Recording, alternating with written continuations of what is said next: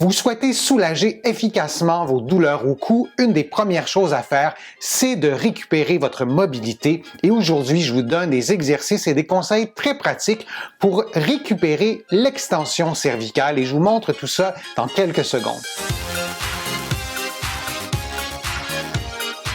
Je suis Denis Fortier. Si vous êtes nouveau ici sur ma chaîne YouTube, je vous conseille de vous abonner en cliquant sur le coin inférieur droit de l'écran. Je vous invite aussi à vous abonner gratuitement à mon infolettre en visitant mon site web le www.denisfortier.ca. Maintenant, les douleurs au cou, ce sont des problèmes qui sont souvent récurrents, qui perturbent notre qualité de vie, notamment parce que tous nos sens ou presque se situent sur notre tête. Donc, lorsque notre tête et notre cou ne bougent pas bien, lorsqu'il y a de la douleur, ça perturbe aussi notre sommeil.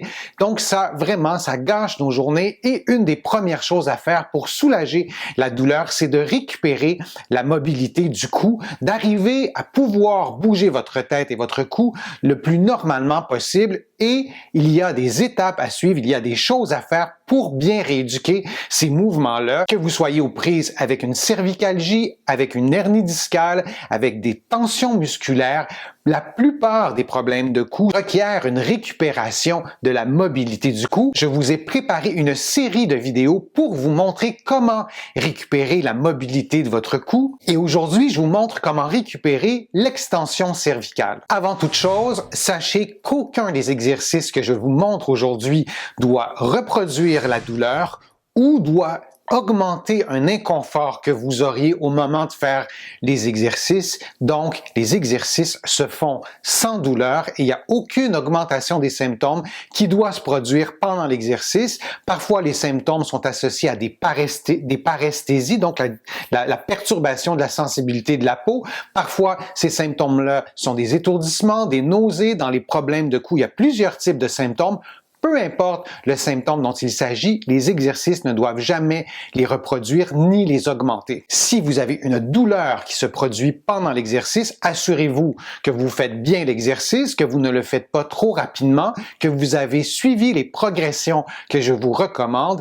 Et si cette douleur-là persiste malgré le fait que vous exécutiez l'exercice au meilleur de votre connaissance, moi je vous invite à consulter un professionnel de la rééducation qui va procéder à un examen clinique complet, qui va vous proposer probablement des exercices adaptés à votre condition et bien sûr aussi vous proposer une intervention thérapeutique pour vous aider à régler votre problème de cou. Tous les exercices que je vous donne aujourd'hui doivent être adaptés à votre condition physique. Vous devez donc adapter la vitesse des exercices, l'amplitude de mouvement. Vous n'arriverez probablement pas à faire exactement tous les exercices que je vous montre aujourd'hui du premier coup. Donc, adaptez l'amplitude de mouvement, la vitesse, la fréquence, le nombre de mouvements suggérés, le nombre de séries que je vais vous suggérer aussi. C'est à vous d'adapter chacun de ces paramètres-là. Et c'est fondamental pour avoir des exercices qui sont efficaces et au fil des jours, au fil des semaines, vous augmentez le niveau de difficulté pour assurer une progression constante. Et justement, parlant de paramètres, je vous recommande de faire chacun des mouvements environ 10 fois et vous faites 3 séries de 10 mouvements, sauf indication contraire. Vous pouvez faire ces exercices-là tous les jours. J'ai des patients qui sont soulagés par ces exercices-là. Donc, si les exercices vous soulagent, vous pouvez les faire plus d'une fois par jour, mais dans bien des cas, une fois par jour, c'est suffisant. Vous pouvez aussi les faire une fois chaque 2 jours. Encore une fois, c'est à vous à adapter les paramètres des exercices en fonction de votre douleur, de votre condition physique et de vos disponibilités aussi pour faire ces exercices-là. Pour tous les exercices, vous allez les faire dans une position neutre, c'est-à-dire que votre tête, vos épaules et votre bassin doivent former une ligne droite. Si pour vous c'est possible de le faire, vous exécutez les exercices dans cette position-là. Il arrive que pour plein de raisons, on ne puisse pas adopter une position, une posture neutre, notamment en raison de raideur musculaire ou de raideur articulaire. Vous faites ce que vous pouvez faire sans générer de tension, mais dans la mesure du possible, votre posture doit s'approcher d'une posture neutre. On entend souvent dire que les mouvements d'extension du cou sont dangereux, qu'on ne devrait pas les faire. C'est un mythe. En fait, c'est plutôt l'inverse. On devrait toujours garder une bonne mobilité en extension du cou.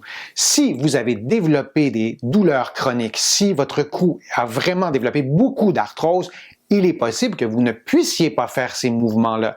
Comme je vous le disais tout à l'heure, aucun des exercices que je vous donne ne devrait augmenter la douleur ni la reproduire, et c'est la même chose pour tous les symptômes associés à un problème ou à une douleur cervicale, mais dans les faits, on devrait tout faire pour préserver un maximum de mobilité en extension parce qu'il s'agit d'un mouvement extrêmement fonctionnel. Il arrive tous les jours qu'on doive regarder un peu plus haut à la hauteur des yeux, donc qu'on doive lever la tête, et de préserver cette mobilité-là et de retrouver cette mobilité-là va vous aider à soulager vos douleurs, à éviter aussi une récidive. Je vous rappelle aussi que les mouvements d'extension cervicale doivent toujours être faits à basse vitesse. Vous ne les faites pas à une vitesse élevée, c'est contre-indiqué, à moins que vous ayez consulté un professionnel de la rééducation et que ces mouvements-là à haute vitesse fassent partie d'une stratégie de rééducation, mais sinon, vous ne les faites que très lentement. Le premier exercice d'extension cervicale que je vous montre aujourd'hui, c'est un exercice qui est assez discret, qui est d'une faible amplitude. Vous allez donc le faire en position assise, dans une posture la plus neutre possible, et vous allez rentrer le menton tranquillement. C'est un petit mouvement et vous allez revenir en position neutre. Sachez qu'en présence d'une raideur cervicale, il arrive très fréquemment que ce mouvement-là de menton, de rentrer le menton, est limité. Et j'ai même des patients qui ne perçoivent pas ce mouvement-là. Donc, donnez-vous un petit peu de temps pour vous familiariser avec le mouvement. De le faire adossé au mur peut aussi vous aider. De placer vos doigts vis-à-vis la nuque peut aussi vous aider à mieux sentir le mouvement, mais il s'agit d'un petit mouvement. Vous rentrez le menton et vous revenez en position neutre. Vous faites une dizaine de fois. Vous répétez 3 séries. Une erreur que vous pourriez faire durant ce mouvement-là, c'est de pencher la tête. En fait, c'est une erreur qu'on fait très fréquemment en présence de raideur. Ça nous permet d'éviter de faire le mouvement. Donc, fixez un point devant vous pour maintenir le regard horizontal et vous faites l'exercice de cette façon-là. Si l'exécution de l'exercice reproduit de la douleur ou augmente un inconfort ou un autre symptôme, vous pourriez mettre vos doigts sur vos épaules et vos mains près de vos épaules pour supporter cette région-là. Ça pourrait faire en sorte de faciliter l'exécution de l'exercice. Il y a aussi une autre façon d'aller supporter cette région-là, c'est d'utiliser des serviettes que vous allez croiser dans votre dos. Vous allez poser ces serviettes-là sur la chaise et vous allez vous asseoir et vous allez prendre les extrémités d'une des serviettes. Et de cette façon-là, les serviettes vont supporter votre cou et ça risque peut-être de vous permettre de faire l'exercice. Au fil du temps, vous essayez de faire l'exercice sans utiliser les serviettes. Un autre exercice d'extension, c'est l'exercice d'extension globale. Vous allez tout simplement basculer lentement la tête vers l'arrière pour regarder vers le plafond. Vous le faites dans une amplitude qui est la vôtre, sans augmenter les douleurs. Parfois, on va appréhender certaines douleurs. Donc, lorsque vous sentez que c'est tendu, vous revenez et vous répétez une dizaine de mouvements et vous faites 3 séries. Un autre exercice d'extension, c'est l'extension, le menton rentré. Vous combinez en fait les 2 précédents exercices. Vous les faites en position assise, dans une posture relativement neutre.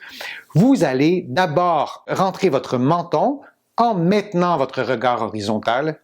Et vous allez, à partir de cette position-là, basculer la tête vers l'arrière le plus loin possible.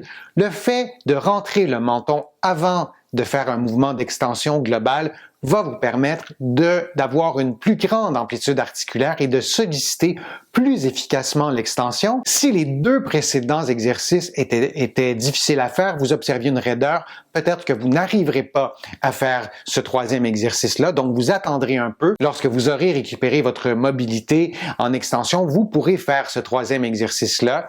Et lorsque vous ramenez la tête à la position de départ, vous le faites aussi en rentrant votre menton. Donc, vous faites le chemin inverse jusqu'à ce que vous reveniez à votre position de départ. Vous avez maintenant des exercices pour améliorer et retrouver votre mobilité cervicale, pour diminuer vos douleurs et, idéalement, pour éviter des récidives.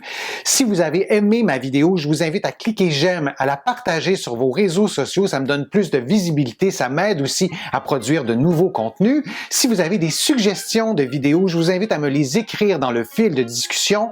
Je lis tous vos commentaires. Je ne vais pas systématiquement répondre à chacun d'entre eux. Je préfère répondre à vos commentaires dans de prochaines vidéos. Vous êtes plusieurs à m'avoir demandé du visuel, des éléments visuels pour compléter mes vidéos. Vous allez les trouver dans mes livres. Mes livres sont disponibles au Canada, en librairie et sur le web. J'ai le privilège d'être publié à travers le monde, notamment en France. Vous allez donc trouver mes livres en France, en librairie et sur le web.